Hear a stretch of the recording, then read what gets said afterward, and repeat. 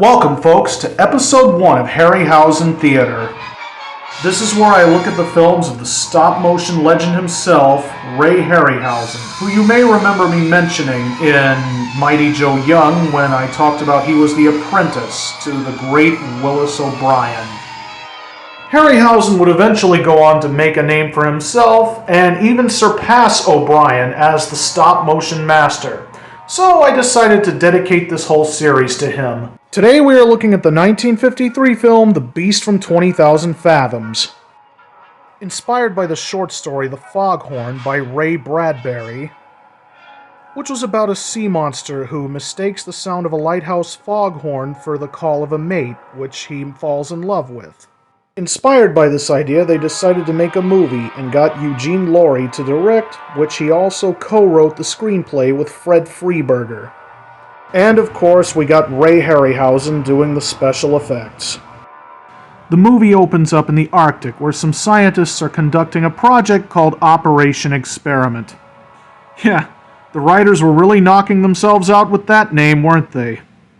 Then a nuclear explosion happens, as one does in these type of 1950s movies, and our scientists head off to investigate.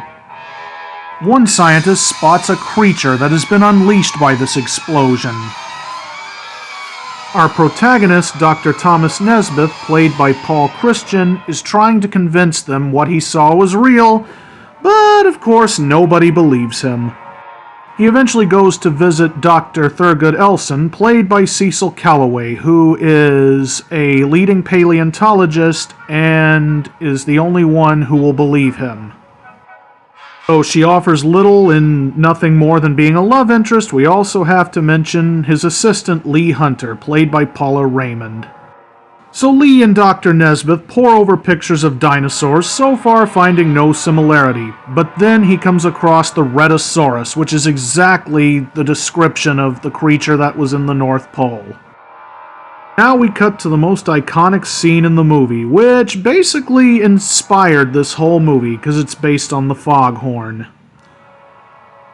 The Rhedosaurus comes and attacks the lighthouse because it hears the sound of the foghorn, and these guys do not make it out alive. Dr. Elson goes inside of a little submarine ball to study the Rhedosaurus inside of its natural habitat. Everything seems to be going well, until the Rhedosaurus actually shows up and destroys the submarine. And Dr. Elson is dead. His death makes the papers, actually. The Rhedosaurus then shows up in New York, and we get a little scene with destruction. People are running for their lives, and of course the creature causes some destruction in its wake. And this is the point where the military gets involved. They actually successfully wound the creature, but the problem is the blood contains a toxic virus that can kill people. Fortunately, our scientists have discovered an isotope that can actually kill the creature without spreading the virus. Dr. Nesbitt and one of the soldiers actually get on top of a roller coaster so they can fire the isotope into the creature's wound.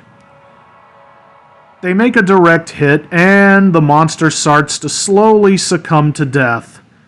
As Dr. Nesbitt and the soldier get off, the monster slowly succumbs to death, and our heroes are left to lament the events of the film.